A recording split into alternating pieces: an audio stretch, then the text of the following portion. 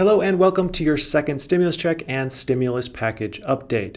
Today we have news on the Senate skinny bill. We also are going to chat about the national deficit in some relatable terms that are actually understandable. And we're going to break down the truth behind the recently updated unemployment data. And this is going to be quite interesting. So let's jump right in. We have an update with that Senate relief bill that was announced yesterday. McConnell is trying to round up 51 senators to vote yes on the bill tomorrow, but is running into some difficulties. There are still many fiscally conservative senators who are saying adding even the skinny bill to the deficit is a bad idea. This bill is estimated to cost around $500 billion to $750 billion. This has to be pretty frustrating to McConnell, who helped push this skinny bill through, so Republicans could pretty much just win a PR victory. You might be wondering, why are they shooting for 51 votes instead of 60? Because you need 60 to get a bill passed. And that is because that's how many votes they need in order to say Republicans are working together and again have that PR victory. That way they can say it's those darn Democrats who are causing all the problems. I feel the need to be honest with you here, and the truth is this bill is very unlikely to go anywhere. I've seen other channels say, finally, we have a bill that's going to go through and more stimulus checks and more X, Y, and Z, and that's simply just not the case with this bill. It's about as likely as me cutting my hair. Not going to happen anytime soon. I just think it's important and useful to understand what's in the package, but it's wrong to get people's hopes up on this as many more views as I would get if I clickbaited this title saying this is going to be passed. It's just simply not. I just feel obligated to be honest about this. If you are interested in seeing everything that's in the bill, like I said, I think that's valuable. I covered that in detail yesterday on yesterday's video. Moving on, Pelosi has already commented on this bill saying it's pathetic, and that really comes as no surprise. That's not to say we won't see something passed ever. It just will surely be larger than what the skinny bill is set at. That's all I'm saying. One piece of good news here, though, is according to Politico, the Trump administration has said they are willing to bump up their package size to $1.5 trillion. This would close the gap in discrepancy between the potential Democratic bill and potential Republican package to $700 billion in difference. That's because the Democrats have said that they will go down to $2.2 trillion as of right now. $700 billion, though, is a lot of money, don't get me wrong. That's enough to buy McDonald's 4 times. Not a McDonald's cheeseburger, but the entire massive corporation 4 times over and still have plenty of money to spare. It's a lot of money, but it's a whole lot less than the original discrepancy of $2.5 trillion. So there is progress, and I have to get a little bit excited whenever there's any amount of progress at this point. You know what's interesting, though? Halfway between 2.2 trillion and 1.5 trillion is 1.85 trillion. And if you've been a listener for a while, you will know that I've been predicting this stimulus package will have a $1.8 trillion ticket price since July. My mind will be blown if that pans out, if I called it months ago. You know, the eternal question is, what is the ideal package size? And get your mind out of the gutter. And I think 1.8 trillion might be it. It's big enough to fit everything from stimulus checks to unemployment to paycheck protection to some state funding, all in it, but not so big that there's a ton of fluff. That's just my 2 cents there. Moving on from here, we have a quick update about the federal deficit. It's projected to hit a record $3.3 trillion this year. This is due in part to the government taking on more debt and spending, and their revenues decreasing because the economy shrank a little bit. So this would mean our total debt is expected to exceed our entire GDP next year. This is not good.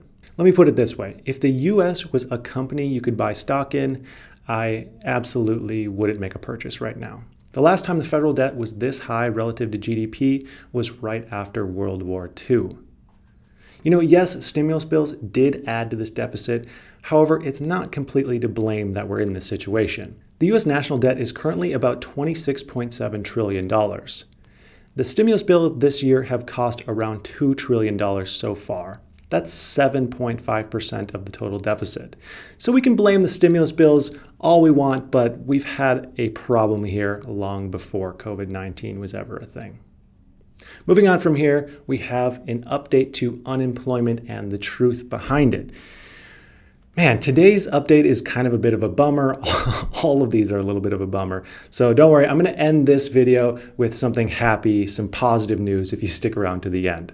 So the jobs report came out last week that stated unemployment dropped to 8.4% in August.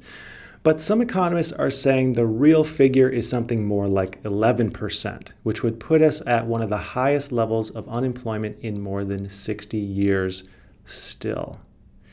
The way unemployment data is collected is via surveys sent out by the Bureau of Labor Statistics. Now, their methods have been criticized in the past for having a small sample size and not always being the most accurate, but this is besides the point here. The BLS has stated that there is a data collection issue where people are being miscategorized as being on vacation or on sick leave when they should be considered laid off or furloughed. The issue is if you're marked as on vacation or sick, this doesn't affect the unemployment rate. And the BLS has said that the unemployment rate should be about 0.7% higher if they account for this error. So that alone places us at 9.1% unemployment. But wait, there's more. The unemployment rate also doesn't consider those who have dropped out of the labor force that wouldn't have if it weren't for the pandemic. This is because the unemployment rate is defined by the total number of employed individuals divided by the total number of working age adults actively searching for work. Actively searching is the key there. On the onset of the pandemic, the total labor force, the number of people working or looking for work, dropped from 164.5 million to 156.5 million people. Now, that isn't just 8 million people who decided out of the blue, you know what, it's time to retire randomly.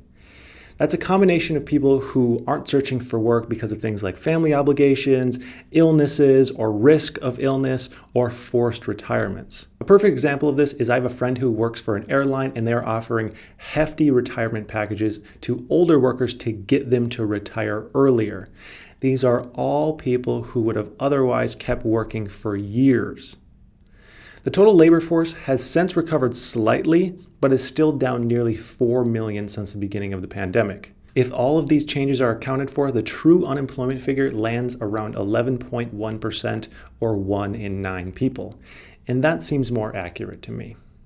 Despite this, the Dow, the S&P 500, and the NASDAQ are all up about 2.5% today. It's a crazy world that we're living in right now. So moving on from here, we have an update with Trump's payroll tax deferral program. Employers will be able to opt into this program if they choose so.